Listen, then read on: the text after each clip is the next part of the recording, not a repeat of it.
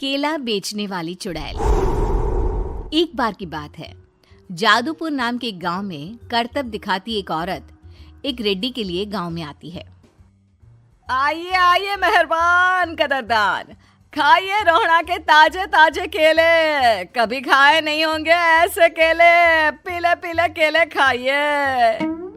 ये कहकर रोहड़ा हाथों में 4 केले लिए उन्हें सर्कल में जोर जोर से हवा में उछालती हुई करतब दिखाती है, जिसे देखकर आसपास के सारे बच्चे अपने अपने मम्मी पापा से उस औरत के पास जाने की जिद करने लग जाते हैं। पापा, ऐसा तो सर्कस में बॉल से होता है ना, ये आंटी तो केले से कर रही है। चलिए ना पापा, देखते हैं। रोहड़ा एक पतली सी तार पर चलती हुई केलों से करतब दिखाती है। आते जाते सभी लोग बाहर रुककर उसके करतब देखते हैं और वाह वाही करते नहीं थकते। जैसे ही एक आदमी पास आकर उसे पैसे देने लग जाता है, तब वो कहती है, अरे नहीं नहीं साहब, मैं करतब तो बच्चों के मन को बहलाने के लिए करती हूँ। धंधा तो मेरा केले का है। पीछे देखो मेरी रिड्डी, जो भी मेरे केले खाएगा मेरी तरह चुस्त दुरुस्त और तंदुरुस्त हो जाएगा। पता चलता है क्या कि मेरी उम्र 55 की है। अरे पर ऐसे ठंड के मौसम में कोई केला क्यों खाएगा? ये ऐसे वैसे केले नहीं है साहब, ये शरीर में गर्मी देते हैं। ठंड को दूर भगाए जो भी रोहिणा के केले खाए। पापा, अगर मुझे केले नहीं मिले तो मैं घर नहीं जाऊंगी। तभी उसके पापा कहते हैं कि बेटा, केले ठंड में कभी गर्मी नहीं देते। ये सब कहने की बातें हैं, सामान बेचने का तरीका है इनका। पर पिंकी नहीं मानती। मैं केले खाऊंगी। पिंकी की जिद के आगे नत्थू हार जाता है और उसे केले खरीद कर दे देता है। पिंकी खुश होकर केले घर ले आकर खाती है। अब मैं भी करतब करूंगी, कितना मजा आएगा। जादुई केले।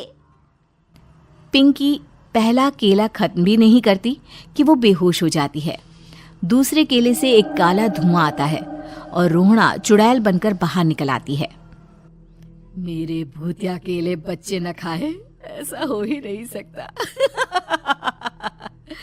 जादूपुर वालों, कब तक बचोगे? आ गई हूं मैं रोहड़ा, जिसका कोई नहीं कर सकता सामना। रोहड़ा पिंकी को गोद में उठाकर काले धुएं में कहीं गायब हो जाती है। शाम के वक्त नत्थू घर लौटता है और पिंकी को घर में ना पाकर उसकी माँ से कहता है, माँ पिंकी कहाँ है? अरे बेटा, उसे तो तू सुबह करतब दिखाने ले गया था ना, फिर कहाँ वापस आए तुम दोनों? मुझे लगा तू उसे अपने साथ मंडी ले गया होगा। हे भगवान, मेरी बच्ची कहाँ गई? मैं उसे घर ही तो छोड़कर गया था माँ। नत्थू गांव के घर कोने में अपनी बेटी को ढूंढता है, पर उसे वो कहीं नहीं मिलती। परेशान होकर आखिर रो रो कर नत्थू हिम्मत हार कर घर लौट आता है। अगली सुबह रोहड़ा फिर से करतब दिखाने आती है और इस बार पिंकी की तरह रोनी केले खरीद लेता है। 50 रुपए दिए थे पापा ने, सारे पैसों की मैंने केले खरीद लिए हैं। अब मैं भी आंटी की तरह ही करतबबाज बन जाऊंगा। यही सोचते हुए रोनी केले खाता है और पहला अकेला केला आधा खत्म भी नहीं करता कि चुड़ैल उसके सामने आ जाती है। मेरे साथ चलने का समय आ गया है रोनी। ये तो बस शुरुआत है। अब इस गांव के सारे बच्चे धीरे धीरे मेरे कब्जे में होंगे, एक बच्चा भी नहीं बचेगा। ये कहकर रोना रोनी को गोद में लेकर काले धुएं में अदृश्य हो जाती है। इसके बाद हर रोज गांव में से कोई ना कोई बच्चा गायब होता, पर ऐसा क्यों हो रहा है किसी को भी समझ में नहीं आ पा रहा था। रोज की तरह अपनी बेटी पिंकी की तलाश में नत्थू गांव के एक तालाब के पास बैठा रो रहा था। कहाँ गई मेरी पिंकी? शकुंतला के जाने के बाद एक वही तो मेरा सहारा थी। अरे उसकी आत्मा कोस रही होगी मुझे कि मैं अपनी बच्ची को संभाल भी नहीं पाया। नत्थू ये कहता हुआ रो ही रहा था कि तभी तालाब में से उसे शकुंतला की आवाज सुनाई देती है। कहाँ थी तुम शकुंतला? हमारी बच्ची और सारे गायब हुए बच्चे रोहड़ा के कब्जे में हैं। वो बच्चों को जो केले देती है उससे बच्चे बेहोश हो जाते हैं और उसके कब्जे में आ जाते हैं और वो उन्हें ले जाकर काली दुनिया में ले जाती है। पर वो ऐसा क्यों कर रही है? ये मैं नहीं जानती, पर उस दुनिया का रास्ता मैं आपको बता सकती हूँ। जहां ये नदी खत्म होती है वहां एक केले का पेड़ है, उसके नीचे एक दरवाजा है, वहीं से रास्ता जाता है उस दुनिया का। ये कहकर शकुंतला की आत्मा गायब हो जाती है।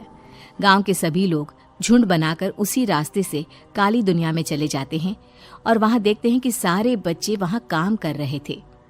पापा मुझे ले चलो यहाँ से। पापा पापा।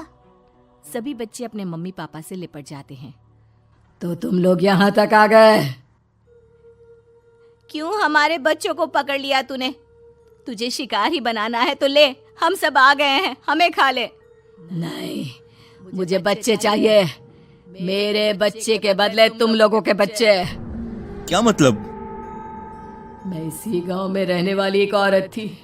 केले की चोरी के इल्जाम में मेरे बेटे को गांव वालों ने इतना मारा कि वो मर गया।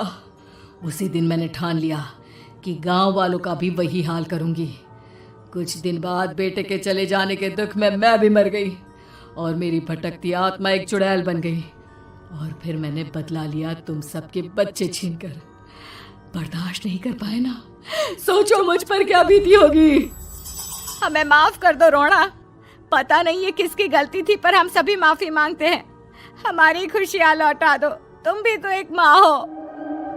गांव वालों की बात सुनकर रोना का मन पिघल जाता है और वो बच्चों को छोड़ देती है। उसके बाद काली दुनिया बच्चों के लिए जादुई दुनिया बन जाती है। अब कोई भी कभी भी वहां आ जा सकता था।